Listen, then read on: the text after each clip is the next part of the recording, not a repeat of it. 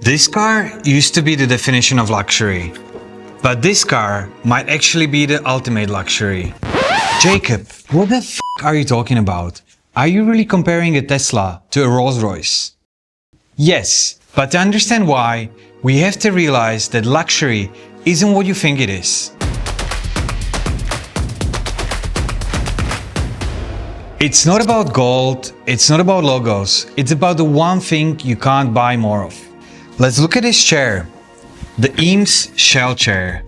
When Charles and Ray Eames designed this in 1950s, it wasn't meant to be luxury. It was meant to be cheap, plastic. It was a solution for a post-war America, using the new materials to create affordable furniture. Today, it's a design icon, found in $1 million apartments. Same with this USM Haller shelf, originally designed for a factory floor and offices of USM in Switzerland. Purely functional, with economic intentions of saving money on furniture. Now, it's a status symbol. So how does a piece of plastic or a factory shelf become a luxury? The Oxford Dictionary says luxury is a state of great comfort or elegance, especially when involving a great expense. But that definition is extremely outdated.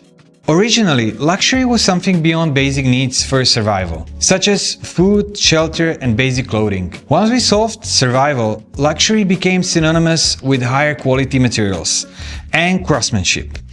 Better stitching, things that lasted longer, worked better. But in 1765, 5 years after the Industrial Revolution, this guy, Josiah Wedgwood, changed everything. He realized that products didn't just need to be good. They needed to make you feel something. He made a tea set for Queen Charlotte, and it wasn't remarkably better than any other pots, but he asked for permission to call it a Queensware. He leveraged a royal prestige to sell to the middle class. He made normal people feel like they were part of a monarchy.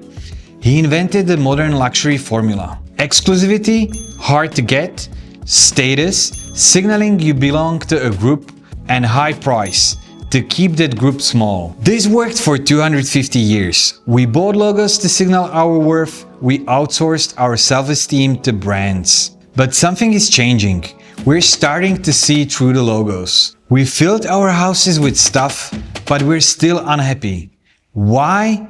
Because of something called the hedonic treadmill. You buy something expensive, you feel a high for a week, and then you get used to it. To feel that high again, you have to buy something even bigger. You're running in circles, and it's exhausting. We're finally getting tired of running. We realize that more stuff doesn't mean a better life. To see where we're going next, we have to look at this: a Maslow's hierarchy of needs. For a long time, we were stuck at the bottom.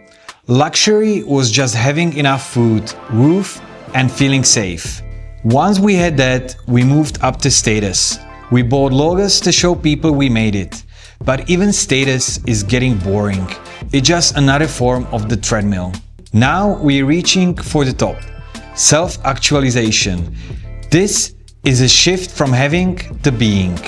The new luxury is not about owning the best things. It's about the things that help you become the best version of yourself. Which brings me back to the Rolls-Royce.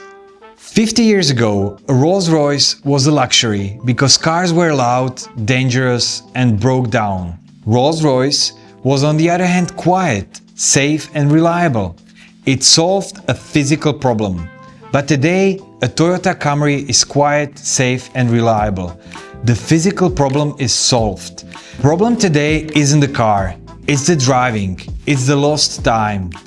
This is why autonomy is the new luxury. A Rolls-Royce creates a comfortable cage for you to waste 2 hours of your life in traffic. A self-driving car gives you those 2 hours back. You can read, you can sleep, you can think. It creates the only asset you cannot buy more of: time. Real luxury today isn't a $5,000 bag. It's a Tuesday afternoon off work. It's a tasty food that nourishes your body, not the expensive alcohol. Luxury is the time we can spend doing things we value. Luxury is unique for everyone, but it's no longer about what you show to others. It's about what you do for yourself. Last but not least, we have the power now to decide which brands we support, with our purchase. So look for connection. Look for brands that bring value to communities and have a positive impact. Choose your luxuries well. And this is why it takes time.